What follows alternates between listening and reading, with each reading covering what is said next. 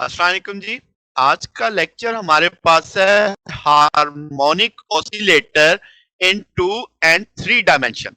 यानी हम harmonic oscillator को 3 डायमेंशन में देखेंगे, उसकी इक्वेशन ऑफ मोशंस को स्टडी करेंगे और फिर हम देखेंगे कि उसका टाइम पीरियड क्या क्या ताल्लुक है फ्रीक्वेंसी के साथ। और इस लिहाज से मुख्तलिफ डेफिनेशन देखेंगे, स्प्रिंग कांस्टेंट के लिहाज से उसका मुख्तलिफ प्रॉपर्टी देखेंगे मोशन की। फिर हम पोटेंशियल एनर्जी निकालेंगे 3 डायमेंशनल हार्मोनिक ऑसिलेटर की, उसके लिए मैथमेटिकल फार्मूला देखेंगे। फिर इसी पैटर्न पे हार्मोनिक ऑसिलेटर को देखेंगे 2 डायमेंशन के अंदर और उसी तरह उसकी पोटेंशियल एनर्जी निकालेंगे 2 डायमेंशन हार्मोनिक ऑसिलेटर में। तो शुरू करते हैं जी। हमारी पहली हेडिंग है harmonic oscillator in 3 dimension. Let's say हम एक सादा सी सिचुएशन कंसीडर करते हैं जिसमें एफ एक्स जो है, इसका मतलब आपके पास फोर्स का एक्स कंपोनेंट है तो मैंने एफ के साथ एक्स डॉट डाल दिया। इसी तरीके से एफ वाई, इसका मतलब वो वाई पे डिपेंडेंट है आपके पास। देन आपके एफ जेड, तो वो जेड के साथ।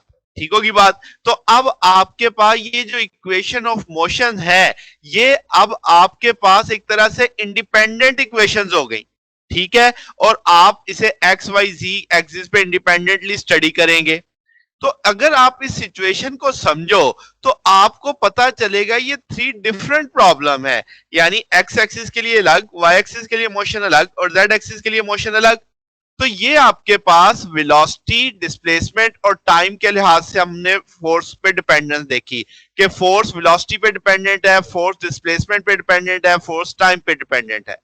तो जनाबे वाला, इस पैटर्न पे अब ये जो प्रॉब्लम है इसमें एक चीज हम कॉमन रखेंगे, जो एक नया फीचर होगा कि इसके जो सॉल्यूशन होंगे, जो तीनों इक्वेशनों के सॉल्यूशन, वो मुझे एक मोशन डिस्क्राइब करेंगे किस में, 3 डायमेंशनल स्पेस। जो एक्स एक्सिस, वाई एक्सिस और जी एक्सिस पे एट एनी इंस्टेंट हम स्टडी देख सकते हैं।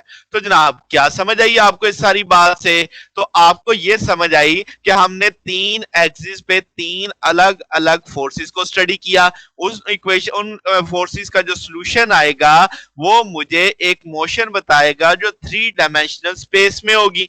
बात समझ आ गई? और ये तीनों इक्वेशंस इंडिपेंडेंटली सॉल्व की जाएंगी, यानी 3 अलग-अलग आपके पास एक तरह से प्रॉब्लम आ जाएंगे। ठीक होगी बात? अब जनाब इससे आगे चलते हैं कि ये कैसे हम इसे देख सकते हैं। लेट्स से एक मॉडल बनाते हैं, जैसे आपको एक फिग में नजर आ रहा है कि आपके पास एक मैस के साथ हमने स्प्रिंग परपेंडिकुलर अटैच कर दिए हैं। तो एक्स एक्सिस, वाई एक्सिस और जी एक्सिस आपको दिखाई दे रहे होंगे। तो ये परपेंडिकुलर सेट ऑफ है। अब आपके पास इसका मतलब एक्स एक्सिस की मोशन, वाई एक्सिस की मोशन और जी एक्सिस की मोशन हम अलग अलग स्टडी करेंगे। अच्छा जी, तो आपके पास ये जो, इसमें हम डैम्पिंग को कंसीडर नहीं देखेंगे, हम इसमें डैम्पिंग को कंसीडर नहीं कर रहे। अच्छा जी, फोर्स है। अब आपके पास F is equal to M A. तो क्या मैं एक्स एक्सिस पे जब होऊंगा तो एक्स का सेकंड ऑर्डर डिफरेंशियल देखूंगा, तो क्या मैं उसे माइनस के एक्स लिख सकता हूं? के भी मैंने कौन से एक्सिस वाला लेना है? एक्स एक्सिस वाला। यानी एक्स एक्सिस पे जो इफेक्टिव के आ जाएगा आपके पास। सेम पैटर्न पे वाई की इक्वेशन आ जाएगी कि आपके पास वाई एक्सिस पे लगने वाली फोर्स बराबर आ जाएगी माइनस के वाई इंटू वाई। यानी वाई एक्सिस के अलोंग जो के होगा नेट, वो मैं देखूंगा। इसी तरीके से जी एक्सिस के गिर लगने वाली फोर्स आ जाएगी इक्विवेलेंट माइनस के जी इंटू जी आ जाएगा। अब अगर मैं इनके सॉल्यूशन देखूं इन इक्वेशनों के, तो आप कहोगे x बराबर आ जाएगा किसके? डिस्प्लेसमेंट जो होगा A x cos omega x t plus theta x. अब इसमें ए एक्स क्या है? एक्स एक्सिस पे जो एम्पलीट्यूड होगा, ओमेगा टी उसकी फ्रीक्वेंसी, थीटा एक्स क्या होगा? इनिशियल फेज जो उसका था। और यहां से ओमेगा स्क्वायर किसके बराबर होगा? के एक्स ओवर एम। तो यानी एक्स एक्सिस का के डिवाइडेड बाई जो मैस होगा। इसी तरीके से y एक्सिस का डिस्प्लेसमेंट कैसे होगा? A y cos of omega y t plus theta y. Theta y क्या होगा? इनिशियल फेज होगा। सेम पैटर्न पे ओमेगा स्केयर यानी ओमेगा वाई स्केयर देखा जा सकता है कि के वाई डिवाइडेड बाई एम लिया जाएगा। इसी तरीके से z एक्सिस का जो आपके पास इक्वेशन आएगी, that is A G cos omega G T plus theta G. Theta G initial phase है, तो आपके पास जनाबे वाला ओमेगा जी स्क्वायर बराबर आ जाएगा के जी डिवाइडेड बाई एम। अब अगर आप इन तीन इक्वेशनों को स्टडी करो तो इसमें कुछ चीजें कांस्टेंट हैं। ax एम्पलीट्यूड यानी x एक्सिस पे मोशन जब होगी तो उसका एम्पलीट्यूड कांस्टेंट है, क्योंकि हम डैम्पिंग नहीं देख रहे, डैम्पिंग नहीं होगी तो एम्पलीट्यूड कांस्टेंट रहेगा। तो ए वाई का कांस्टेंट है, ए जी कांस्टेंट है, और जो इनिशियल फेज है थीटा एक्स, थीटा वाई और थीटा जी, ये भी आपके पास क्या है, कांस्टेंट है। और ये सारे आपके पास डिपेंड कर रहे हैं उसके इनिशियल फेज यानी एक्स नॉट, वाई नॉट और जी नॉट के ऊपर। ठीक होगी बात। तो जनाब अब हम ये तय करेंगे जो हर कोऑर्डिनेट है एक्स एक्सिस, वाई एक्सिस, जी एक्सिस, वो इंडिपेंडेंटली ऑसिलेट कर रहा है एक ऐसी फ्रीक्वेंसी पे जो डिपेंड करेगी किस पे, रिस्टोरिंग कोएफिशिएंट फोर्स पे और मास पे। यानी आपके पास जो एक्स एक्सिस का के आएगा और मास आएगा, उसके वजह से क्या हम फ्रीक्वेंसी देखेंगे, और वो एक्स एक्सिस के लिए होगा, वाई एक्सिस के लिए अलग और जी एक्सिस के लिए अलग। यानी एक्स एक्सिस की जो फ्रीक्वेंसी होगी वो एक्स एक्सिस के के और एम पे डिपेंड करेगी, यानी रिस्टोरिंग फोर्स कोएफिशिएंट पे, और किस पे, मास पे डिपेंड करेगी। इसी तरीके से आपके पास वाई एक्सिस के, इसी तरीके से आपके पास जी एक्सिस के लिए। तो बात समझ आ गई जनाब। अब आपके पास जो रिजल्टेंट मोशन आएगी वो जनाब आपके पास एक बॉक्स के अंदर होगी, जो कि हम कितना कंसीडर करेंगे, that is 2ax 2ay 2az, क्योंकि एक तरफ का एम्पलीट्यूड ax तो दूसरी तरफ का भी तो होगा ना। तो टोटल जो इसकी लंबाई बनेगी वो 2ax आ जाएगी, 2ay और 2az आ जाएगी। इन सबको मल्टीप्लाई करेंगे तो उस बॉक्स की डायमेंशन आ जाएगी, और मैस हम एक तरह से किस पे देखेंगे, ओरिजिन पे देखेंगे। बात समझ आ गई। तो जनाबे वाला अब आपके पास जो एंगुलर वेलोसिटीज है दैट इज ओमेगा, तो आप इसे कैसे देखने वाले हैं, अगर मैं कहूं कि ओमेगा एक्स, ओमेगा वाई और ओमेगा जी जो है वो जनाब कॉमन कॉमन है, यानी कि आपने एक ही स्टैंडर्ड से, एक ही ओरिजिन से मेजर किया है इनको, ओमेगा एक्स को, ओमेगा वाई को, ओमेगा जी को। तो आपके पास ये जो एंगुलर वेलोसिटी आएंगी इनका कोई सेट ऑफ इंटीजर्स के साथ इक्वेशन बनेगी, यानी omega X divided by N X, omega Y divided by N Y बराबर है omega G over N G, यानी ये सब बराबर होंगे। तो आपके पास एक सेट ऑफ इंटीजर आ जाएगा, कब, जब आपने इनको एक ही ओरिजिन या एक ही जगह से मेजर किया होगा। बात समझ आ रही है। तो अगर आप एक ही पोजीशन से इन सबको मेजर करेंगे तो इनका जो रिजल्टेंट आएगा वो omega X by N X जो होगा वो बराबर होगा किसके, omega Y over N Y के, omega G over N G के।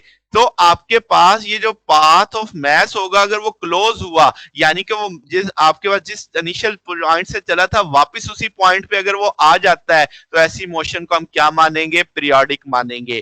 तो जनाबे वाला इस बात को आगे लेके चलते हैं, समझते हैं कैसे। अगर मैं टाइम पीरियड देखूं तो आपके पास अगर ये एन एक्स एन वाई है, इनमें कोई कॉमन इंटीग्रल फैक्टर ना हो तो हम टाइम पीरियड कैसे निकाल सकते हैं, तो हम कहेंगे 2 पाई वाई ओमेगा होता है, ओमेगा ओवर एन एक्स असल तो अब आ गया था, तो एन एक्स ऊपर आ जाएगा, 2 pi n y by omega y, 2 pi n z by omega z. अब अगर देखा जाए तो इसका मतलब टाइम पीरियड आपने बराबर लिया है इंटीग्रल फैक्टर के साथ, यानी एन एक्स एन वाई और एन जी के साथ। तो जनाब अब आपके पास अगर मैं इसका मतलब क्या होगा टाइम पीरियड बराबर होने का, वो मतलब ये है कि अगर आप एक्स एक्सिस के गिर्द जो ऑसिलेशन देख रहे हो और वाई एक्सिस के गिर्द जो ऑसिलेशन देख रहे हो, जी एक्सिस के गिर्द एक ऑसिलेशन देख रहे हो, एक पीरियड के बाद, एक पीरियड जब होगा तो पार्टिकल आपके इनिशियल पोजीशन और वेलोसिटी पे वापस आ जाएगा, यानी के एक्स एक्सिस का टाइम पीरियड, वाई एक्सिस का टाइम पीरियड, जी एक्सिस का टाइम पीरियड सेम होगा।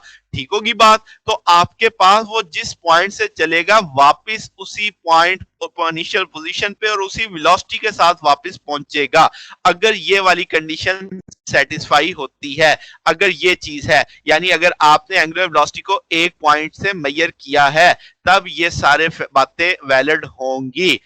अगर ऐसा ना हो, अगर आप एंगुलर वेलोसिटी को मुख्तलिफ जगहों से मेजर करते हैं तो तब आपके पास ये चीजें, आपकी इक्वेशन वैलिड ही नहीं होगी। ठीक होगी बात। तो इसका मतलब आपकी मोशन भी पीरियोडिक भी नहीं होगी, मोशन प्लेस तो होगी 2ax 2ay 2az में, मगर आपके पास पार्टिकल आर्बिट्रेरी होगा कि कभी कोई यानी वो एक साथ एक पॉइंट पर तक रिटर्न नहीं करेंगे, कभी कोई किसी, हर एक का अलग अलग मामला हो जाएगा। तो ये एक चीज आपने देखनी है कि आपके पास जो एंगुलर वेलोसिटीज है वो एक ही रेफरेंस से अगर आप मेजर करेंगे तब आप टाइम पीरियड को स्टडी कर पाएंगे। ठीक होगी बात।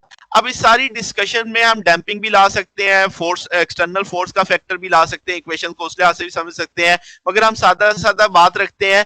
अगर यहाँ पे जो थ्री कांस्टेंट है के एक्स के वाई, अगर ये इक्वल हो गए तो हम ऑसिलेटर को आइसोट्रोपिक बोलेंगे। क्या मतलब कि आपके पास वो सारी तीनों तरफ में उसकी डायरेक्शन में वो सेम वैल्यू दे रहा होगा, तो ऐसे ऑसिलेटर को आइसोट्रोपिक ऑसिलेटर बोल देंगे। अगर तीनों फ्रीक्वेंसियां आपकी इक्वल हो गई तब हम मोशन को बोल देंगे पीरियोडिक। जैसे आपने इस केस में देखा कि आपकी एंगुलर वेलोसिटीज के आंसर सेम आ रहे थे, तो जनाबे वाला अब आपके पास जो पाथ होगा, जिस पाथ पे आपका ऑसिलेटर मूव कर रहा है, वो एलिप्टिकल भी हो सकता है, स्ट्रेट लाइन भी हो सकता है, सर्कुलर भी हो सकता है। वो डिपेंड करेगा उन 6 कांस्टेंट्स पे, यानी A x A y A z theta x theta y और थीटा जी पे। तो ये 3 बातें बहुत इंपॉर्टेंट थी कि अगर के सेम होंगे तो मोशन ऑसिलेटर क्या कहलाएगा, आइसोट्रोपिक। अगर एंगुलर फ्रीक्वेंसी सेम होंगी तो आप मोशन को पीरियोडिक मानेंगे। और आपके पास जो शेप, आपकी पाथ की शेप कैसी बनेगी, वो आपके पास उसके एम्पलीट्यूड और फेजेस पे डिपेंड करेगी।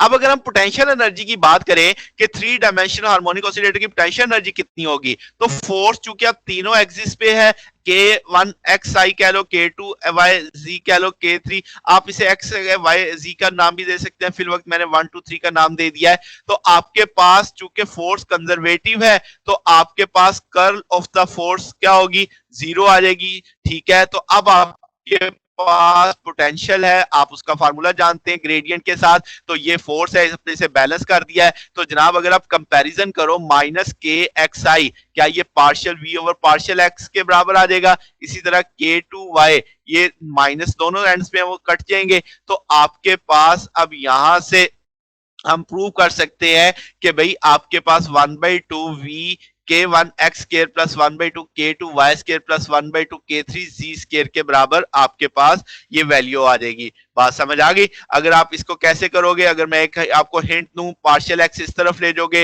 इंटीग्रल लोगे, यहाँ पे v आ जाएगा, K1 कांस्टेंट है, बाहर आ जाएगा, x के आगे उसका डेरिवेटिव होगा, उसकी पावर बढ़ाओगे, एक पावर के साथ डिवाइड करोगे तो फैक्टर हो जाएगा 1/2 K1 x स्केयर। इसी तरीके से यहाँ से क्या निकलेगा, जब आप इसका पार्शियल y को दूसरी तरफ ले लोगे, इंटीग्रल लोगे बोथ साइड्स का, तो 1/2 K2 y स्केयर आ जाएगा। इसी तरीके से यहाँ पे पार्शियल z दूसरी तरफ चला जाएगा तो इंटीग्रल लोगे, v बराबर आ जाएगा 1/2 K3 z स्केयर आ जाएगा। टोटल चूंकि हमने चाहिए तो टोटल में आप सारों को जमा कर दोगे, तो ये पोटेंशियल एनर्जी आ जाएगी 3 डायमेंशनल हार्मोनिक ऑसिलेटर की। अब जनाब अगर हम हार्मोनिक ऑसिलेटर को 2 डायमेंशन में देखते हैं, तो आप इसका जो 2 डायमेंशन ऑसिलेटर का जो पाथ है, अगर आप उसका ग्राफिंग बनाओ तो वो बेसिकली फ्रीक्वेंसीज और फेज पे एक तरह से कॉम्बिनेशन से बनता है, एक पैटर्न बनता है, उसको हम लेजिशियस फिगर्स का नाम देते हैं। ये बुनियादी तौर पे आपके पास यानी ड्रा किया जा सकता है, इलेक्ट्रॉनिकली भी ड्रा किया जा सकता है, वोल्टेजेस को वेरी करके कैथोड ऑसिलोस्कोप के साथ इसकी ग्राफिंग देखी जा सकती है, मैकेनिकली भी इसको डिजाइन किया जा सकता है।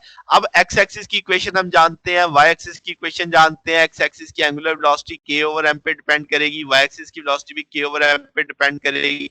आप ये मुख्तलिफ तरह की फिगर देख रहे हैं, इसमें आपका पाथ मुख्तलिफ। अब आप इसमें देखो कि जब आपके पास जो एक्स और वाई की एंगुलर वेलोसिटी सेम है, यहाँ पे देखो x की वेलोसिटी 2 टाइम है एंगुलर वेलोसिटी y की एंगुलर वेलोसिटी से, यहाँ पे आपके पास 3 एंगुलर वेलोसिटी 3 टाइम है और जो आपके पास y एक्सिस की वो 2 टाइम है। तो जनाबे वाला इस तरीके से ये मुख्तलिफ शेप्स बनती चली जाएंगी।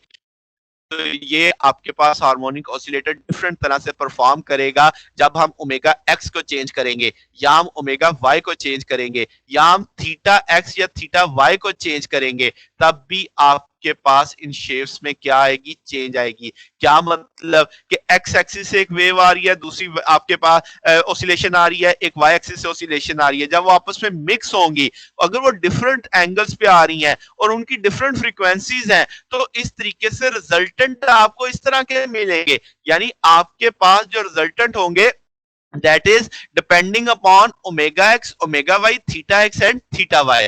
तो ये चीज आपने समझनी है कि कॉम्बिनेशन के एक्स एक्सिस की ऑसिलेशन, वाई एक्सिस की ऑसिलेशन को जब आप कंबाइन करोगे तब आपको ऐसे नताइज हासिल होंगे। ठीक होगी बात। तो ये आप हार्मोनिक ऑसिलेटर पढ़ रहे थे 2 डायमेंशन में। इसी तरीके से अगर आप इसकी पोटेंशियल एनर्जी देखते हो कि 2 डायमेंशनल हार्मोनिक ऑसिलेटर की पोटेंशियल एनर्जी क्या होगी, तो फोर्स आप चूंकि सिर्फ 2 एक्सिस पे डिपेंड कर रही है, फोर्स चूंकि अभी भी कंजर्वेटिव है, तो आप ग्रेडियंट का फार्मूला लगा दोगे, यहाँ पे आप बैलेंस करोगे minus k x k one x i minus k to y j बराबर आ जाएगा minus partial V over partial x i minus partial V over partial y j के साथ। अब जब आप कंपैरिजन करोगे तो x वाला x के साथ कंपेयर हो जाएगा, i वाला i के साथ, j वाला j के साथ, k वाला फैक्टर तो इधर है ही नहीं, तो मैंने उस फैक्टर को जीरो कंसीडर कर दिया। अब अगेन उसी तरीके से आप इसको भी इंटीग्रल करोगे, इसको भी इंटीग्रल करोगे, तो आपके पास एनर्जी आ जाएगी। तो ये आपके पास पोटेंशियल एनर्जी आ गई फॉर 2 डायमेंशनल हार्मोनिक ऑसिलेटर।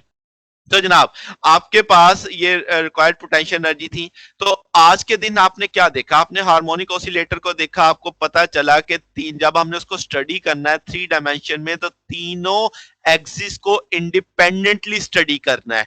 ठीक होगी बात। उसके जो सॉल्यूशंस आएंगे उससे हमें उसकी एंगुलर वेलोसिटीज का पता चलेगा। एंगुलर वेलोसिटीज और थीटा के लिहाज से जब हम उन्हें कंबाइन करेंगे तो हमें रिजल्टेंट जो उनकी ऑसिलेशन आएगी उसका समझ आएगी। फिर हमने उसकी पोटेंशियल एनर्जी देखी। इसी तरीके से हमने 2 डायमेंशनल हार्मोनिक ऑसिलेटर को स्टडी किया, हमने उसमें लेजेसियस फिगर का कंसेप्ट देखा, फिर हमने पोटेंशियल एनर्जी निकाली किस चीज की, 2 डायमेंशनल हार्मोनिक ऑसिलेटर की।